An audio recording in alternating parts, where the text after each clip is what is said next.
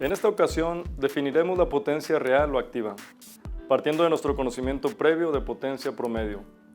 De forma muy breve, podemos decir que la potencia real o activa es igual a la potencia promedio, pero utilizando valores efectivos de voltaje y corriente en lugar de sus valores máximos. Es decir, la potencia promedio sabemos que es igual a 1/2 del voltaje máximo por la corriente máxima por el coseno de la diferencia de los ángulos de voltaje y corriente. Si expresamos la potencia promedio con valores efectivos, tendremos la potencia real. La potencia real entonces es igual al voltaje efectivo por la corriente efectiva por el coseno de la diferencia de los ángulos de voltaje y corriente. Recuerda que en corriente alterna las señales son senoidales y podemos calcular en ellas la potencia instantánea y la potencia promedio. Veamos algunos ejemplos.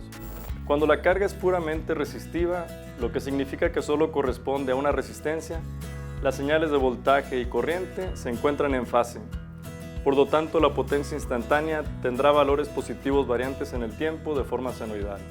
La potencia promedio será positiva, que es el equivalente al valor medio de la señal senoidal. Cuando la carga es puramente inductiva o capacitiva, la potencia promedio tendrá un valor de 0, ya que la corriente y el voltaje son señales senoidales desfasadas más o menos 90 grados entre ellas. Gráficamente observamos que la potencia instantánea, que es senoidal, se encuentra centrada en el origen, por lo que la potencia promedio es igual a 0. Por otro lado, con una impedancia inductiva o capacitiva, es decir, que estamos incluyendo una resistencia, además del capacitor o el inductor en la carga, habrá un valor de potencia promedio mayor que 0. Como podemos notar, el valor de la potencia promedio, real o activa, dependerá del tipo de carga que se quiera analizar. En la siguiente figura, la impedancia Z representa una carga que puede contener resistencias, capacitores e inductores. Como mencionamos anteriormente, la ecuación utilizada para calcular la potencia promedio en cualquier tipo de carga, sin importar el desfase que haya entre el voltaje y la corriente, es la siguiente. Potencia promedio es igual a 1/2 del voltaje máximo por la corriente máxima por el coseno de la diferencia de los ángulos de voltaje y corriente.